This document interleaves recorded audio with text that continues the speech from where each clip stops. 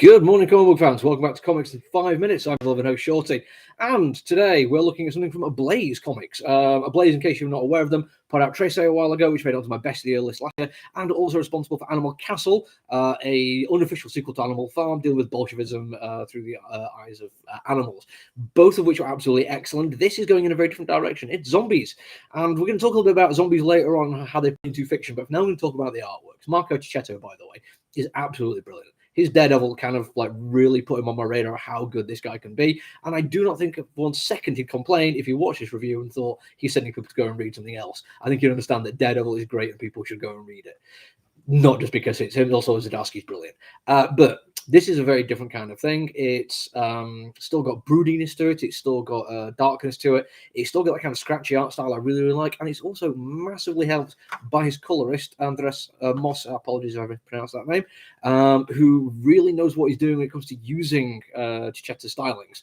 Basically looks at where he's done his hatching and his shading and accentuates it really effectively. He doesn't just put blanket colors over to make do with what Cicchetto has done for him. He puts the extra work in, and it shows. It really, really does.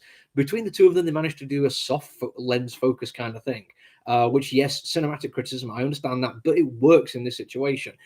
The focus of a lens can be used for different things. Recently, I watched The Harder They Fall, which for a Western had a much harder lens than I expected, but it really did stand out and it separated it from the field, and it's worthwhile doing something like that.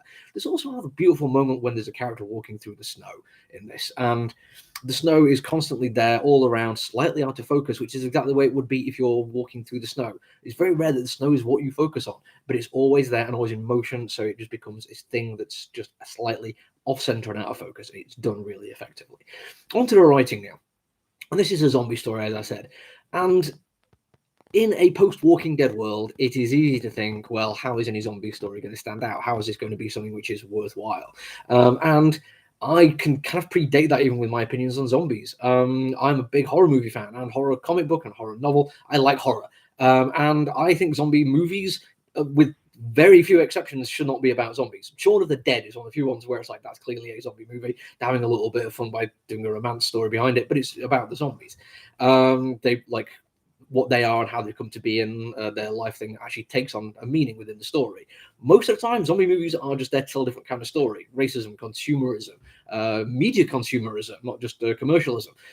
You can do so many things with zombies as a focus of them. In this situation, I think it's falling more just into kind of an action movie kind of trope, which is zombies can be there as a target, which you can shoot in the head without worrying about it, because there is no moral equivocation, there's no guilt about it. They are literally evil and can just be murdered without anyone worrying about what they're doing. So you can lean into the goriness of it, and this comic book absolutely does that. There are some rather wonderful sequences of heads being exploded.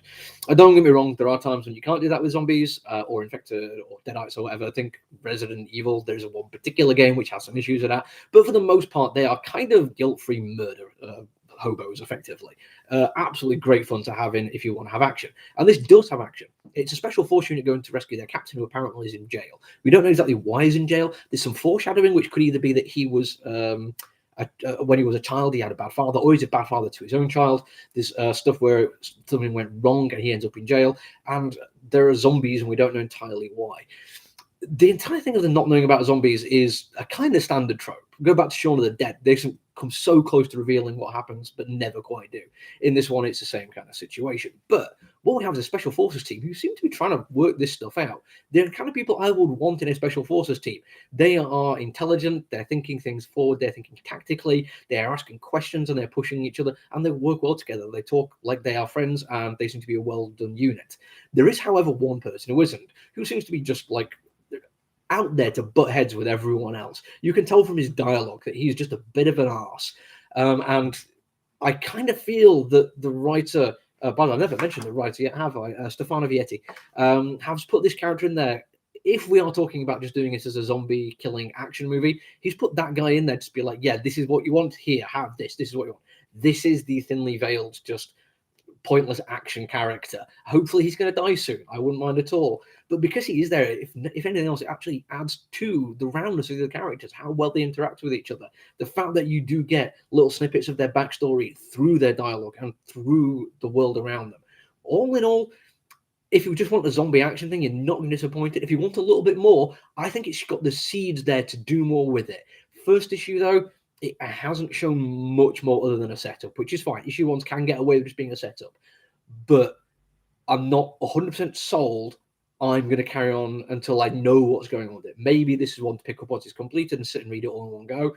But in terms of just fun zombie movie, action, fun, yes, brilliant. Kill lots of zombies. Special forces go in there. There's a helicopter and loads of them. You can't really go wrong. It does everything you want it to. That's it from me today, though. I'll be back tomorrow. Until then, look after each other, everyone. Stay safe. Bye.